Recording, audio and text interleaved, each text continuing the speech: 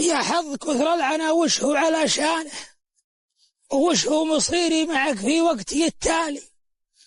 من ضيقة الصدر كني وسط زنزانه لي عام واكثر وانا متغيرنا حالي نفسي على الخايع الممطورة، ولهانه عن زحمة الناس ودي بالخلا الخالي.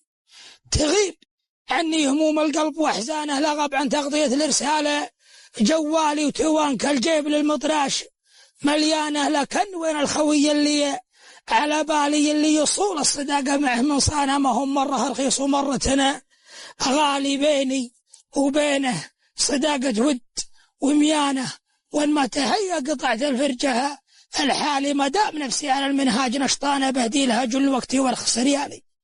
أقطع فجوج الخلا وأشوف حيانه، وأسج في كل خبت ما بها زوالي، الخبت عندي ولا السودة وشيبان خصنا لي أجيت روضنا نبته أشكالي، وسمع طير الحمامة يكوسر الحانة، وشمس العشي مالته وخلفني ظلالي، وارتاح للخضرة من الليل جنحانه، وجرت جمر المنارة تحت معمالي.